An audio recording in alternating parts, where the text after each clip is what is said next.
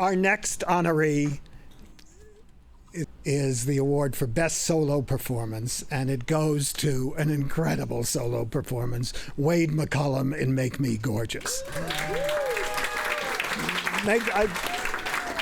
Did you see this? It was astonishing. I mean, the play is beautiful, and Wade's performance just takes off.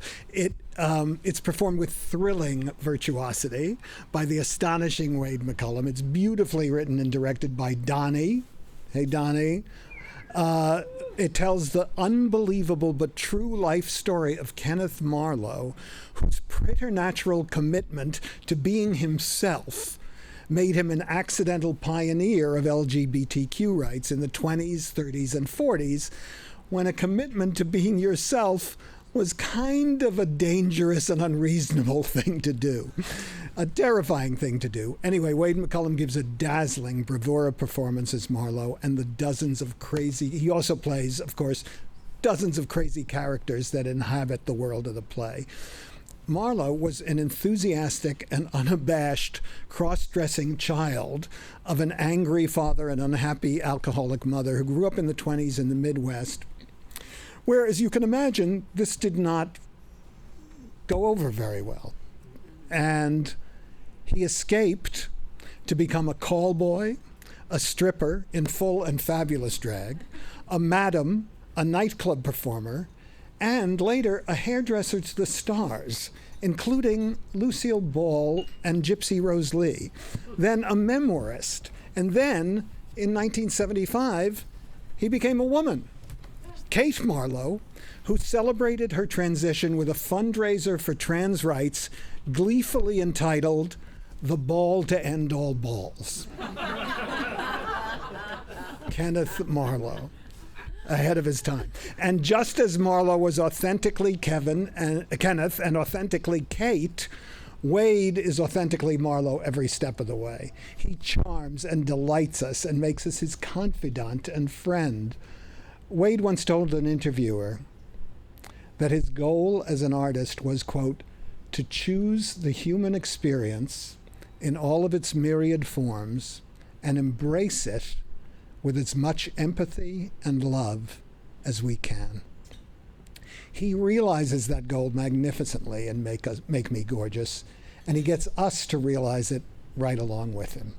So please help me welcome the recipient of this year's Off-Broadway Alliance Award for Best Solo Performance, the virtuosic, seductive, wise, and thrilling theatrical artist, Wade McCollum. Okay.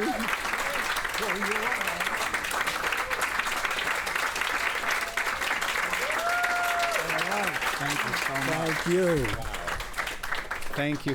Thank you. That was some of the nicest things people have ever said about me. I am at the very end of a very long award season. This is my first time representing 2 shows. I'm in Water for Elephants, so doing 8 shows a week and doing all these red carpets and making speeches, and it's the most beautiful, fruitful, and exhausting month, and it's been so incredible. I'm gonna go into a deep plie, so I'm by the microphone. And this is the finish line for me. I don't know if it is for everybody, but what a way to end. Thank you so much. It really does feel good, like Adam said. And it's also so beautiful to be recognized for something so scrappy. Donnie wrote and created and asked me to collaborate on this beautiful, weird story that nobody knows about this unicorn creature of a human being who did exist and existed exuberantly, without any shame, filled with dignity and purpose and delight and curiosity and a voracious, almost addiction to discovery. And this person lived so loudly and so furiously and created so many things that were offered to society. And without Donnie's perseverance and dedication, they might have been lost to the opaque layers of straight-washed history.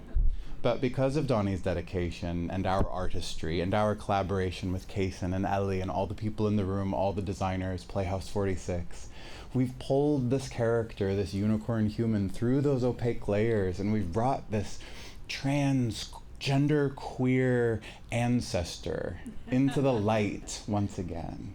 And for me, this is a continuity of belonging. It's about all those queerdos and odd ones who don't quite fit, the misfits, as it were. We all have a place, and this show really shined a light on this human's place and the offerings they brought. And that sort of transitions to the beauty of Off-Broadway, right? That as a community, as an ecosystem, the role of Off-Broadway really is to nurture and nourish and feed and water all of those seeds, those weird little unicorn seeds of ideas that us weirdo artists have. And maybe, as nature heals from trauma, and there's phenotypic plasticity in my other life, I'm a neuroscientist, so I might use this. There's a way that nature heals from trauma, and using biomimicry as an analogy, perhaps the scar of the wildfire of this pandemic put pause to our creations for a second. And we sat there and felt what it was like to live in a barren, theaterless world. But the seeds, that collective memory, the bank of our creative memory, stayed kind of dormant for a second. And then we all came creeping back, and in those scars, in those wildfire forest trauma moments, the seeds start sprouting, and it's always those little ones with very short roots, the weeds as they call it, who have quick ideas, flash in the pan, Zoom readings. Maybe, a storehouse reading or a dance concert or an outdoor theater reading or experience. Those started to propagate, come back. They started to nourish the soil again. People started walking the sidewalks, looking at each other, breathing in each other's spaces again. And now here we are. And Off-Broadway really is sort of the shrubs, right, of this forest, this ecosystem of theater in New York City. It's the middle place, the interstitial space where those seeds have shelter. They have shade from the wind and from the sun. And critics, no, I'm just kidding. We all have our place, right? The ecosystem all has its place, and mutual antagonism is as equally important as mutual beneficial reality. It's true. And so it's nice to know we all play a part, and it's coming back, and the redwood forest of Broadway will, continue to shine brightly, and Off-Broadway can hold its shrubbery scrappily and beautifully and shed its berries and its seeds all over the world. And I'm so grateful to be a part of this community, and thank you so much for this award.